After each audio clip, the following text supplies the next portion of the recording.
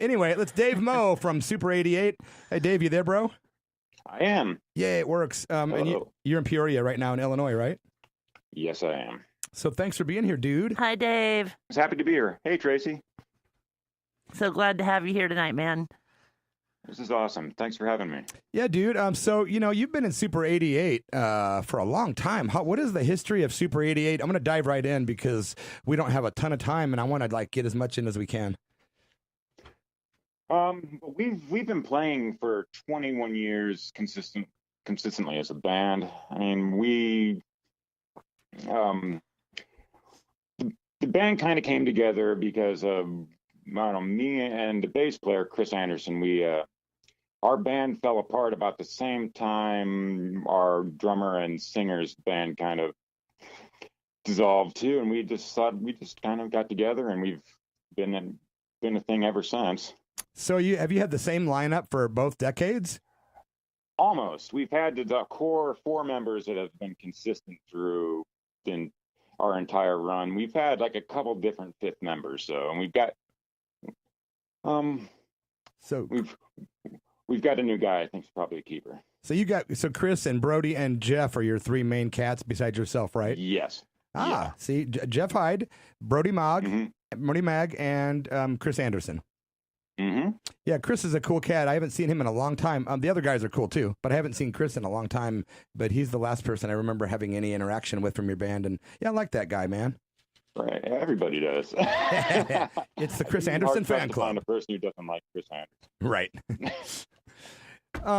Dude, so a funny story. Back in 2000, I don't know what year it was now. I guess 2002 or what year did the Transfusions begin? I can't remember. It was early 2000s. Yeah, okay. Let's just forget about dates and all that. But early 2000s, I was retired as out of music. I had been doing professional radio for years, and I hadn't had a band since my band, The Veins. And I think I took 5 years off. I was like, I'm done. I retired. And it was my 5th retirement, and I thought I was done. Well, one day someone called me and said, we want to do this Bloody Mess tribute album before you die instead of after you die. I'm like, wow. Mm-hmm. So I'm like, well, of course I'm honored and flattered. And it happened, and I'm flashing forward kind of quickly. But what happened was these people put out this Bloody Mess tribute CD with really cool bands covering my music, and that was neat.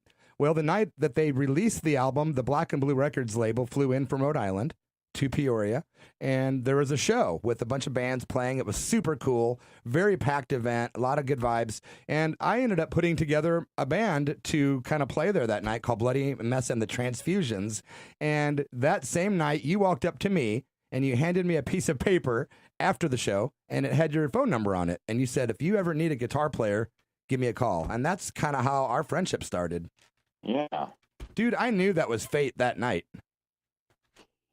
Yeah, I remember that being really impressed by the performance. Everything was at SOP's on Main Street in Peoria. Yeah, right. Yeah, it's man, this guy's doing the rock show correctly. Well, gosh, thanks, man. And and I'd heard about I'd seen your various bands in Peoria over the years, but I never had gotten to know you just because we were kind of different types of people. And plus, right, the age bumped thing. into each other a few times. Yeah. Over the previous decade, but yeah, I think I remember playing with the Veins in the gallery in Bloomington, and I don't know.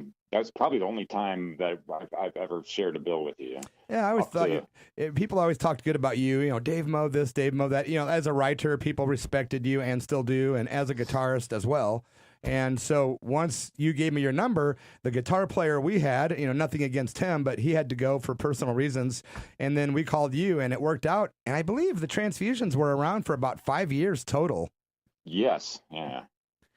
Yeah, I wanted to just tell a little, I guess, story about Dave, or, you see those guys like Jimi Hendrix comes to mind. One of those guys that it takes you a year before you realize that his guitar is not actually a part of his body.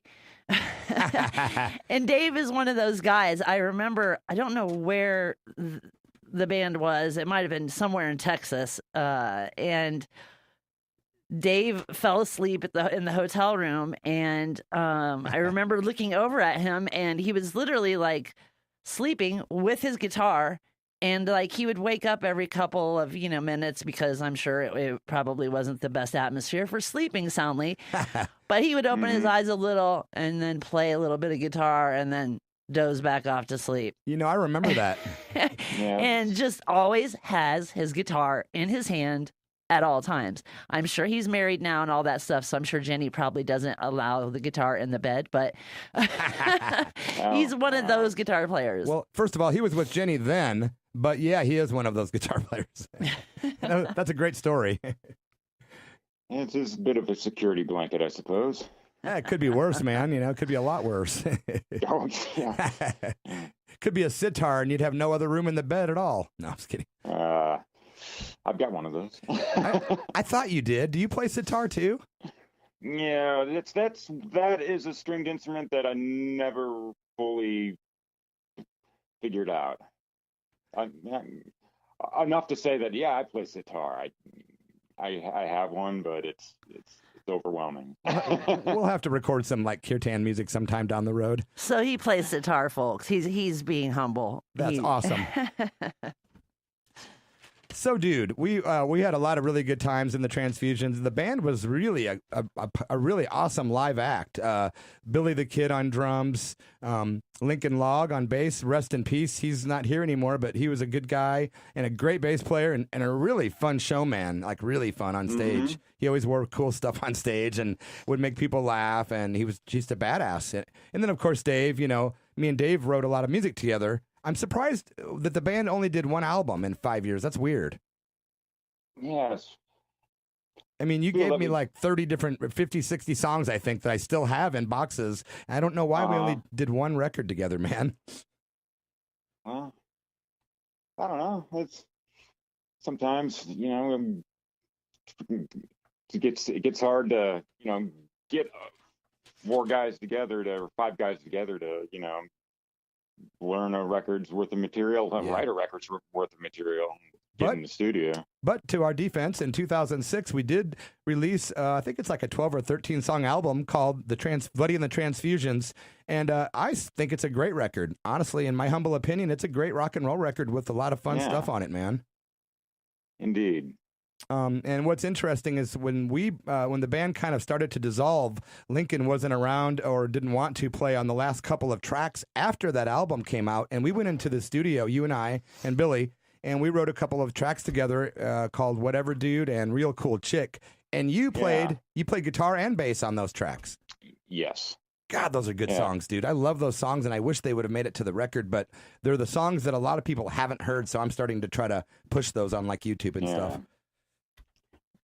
All right. I remember being in the studio for Whatever Dude, and you kind of humming the guitar riff to me. Yeah. I barely remember. Yeah. Such a fun song. We're definitely going to follow up this little chat with one of those songs. I wanted to ask you a couple specific questions.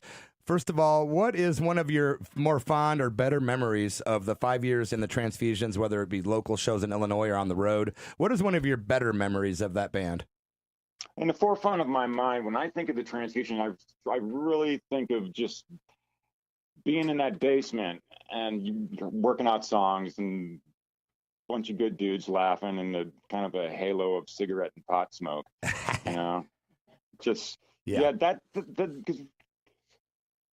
that is that's what stands out in my mind, and I don't know, it's the camaraderie of the group. Yeah, it was fun.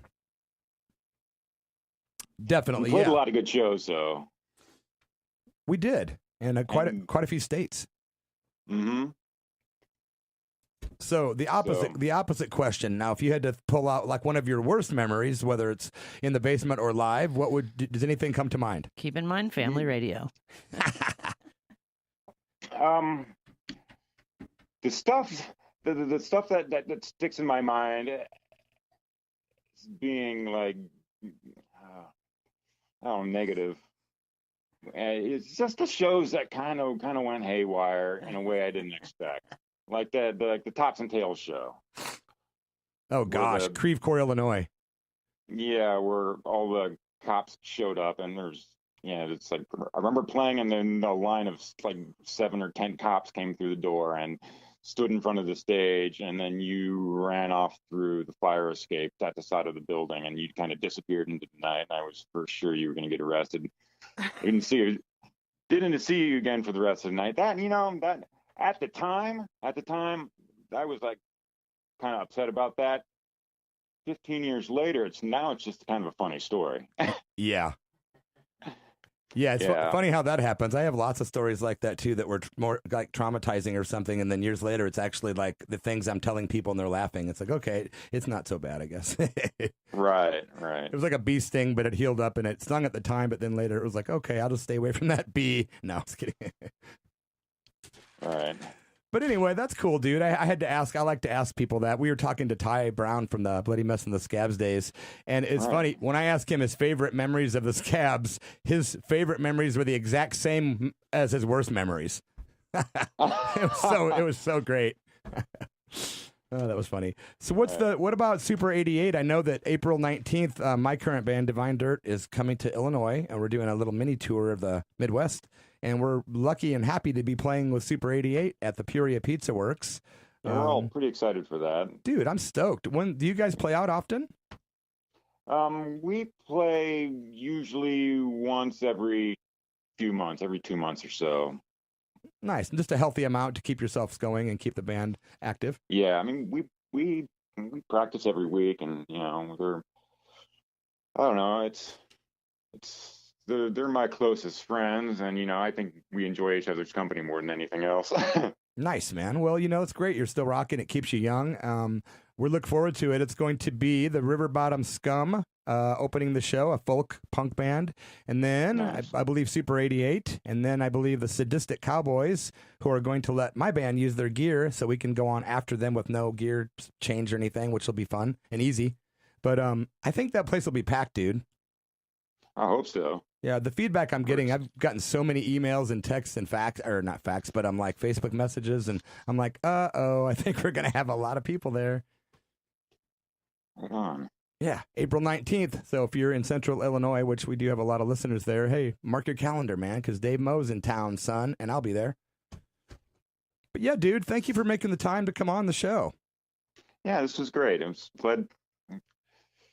glad I was able to do this. Well, I want to do something now and let the music do the talking, because your guitar playing is amongst my favorites of like my career, and it was such an honor to play with you and write songs with you. And some of the songs on the Transfusions record, just as a combination of writers, I think there are a couple of genius tracks on there that are really good, man. And this one is not on the album. It's on the Anti-Rockstar album that came out in 2009 on Black and Blue Records, which is a compilation of rarities and B-sides and records, 7-inch records of mine. But I'm proud to say Dave Moe is playing bass and guitar on this track. Billy the Kid, who's listening right now and says hello, by the way, Dave. Hey. Yeah, and Heather said hello to you, by the way. Passing on messages. So let's go ahead and roll into that. Dave Moe, thanks again, my brother. I'll talk to you soon, and then we'll be seeing you in April when the band rolls through your neck of the woods. Looking forward to it. Yeah, hello to your better half, Jenny, too, man. Thanks, Davey. Rock and roll. Dave Moe, thanks again. The song is called Real Cool Chick. You are at the almighty Church of Rock and, of course, KSKQ Radio.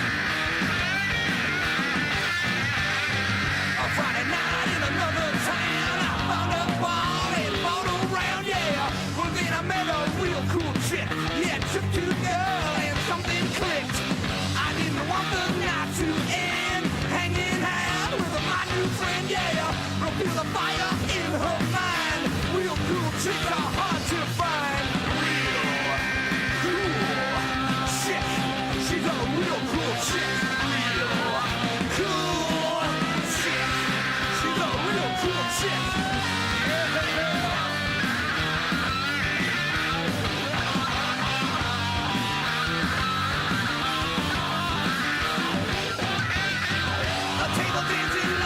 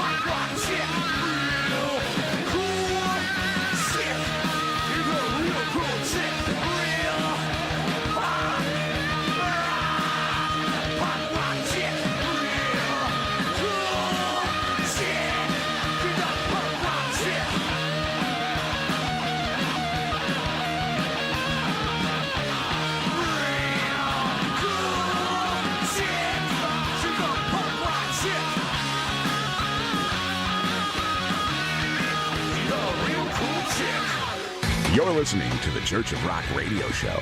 Side effects may include toe tapping, head banging, mind expansion, red eyes, and skid marks.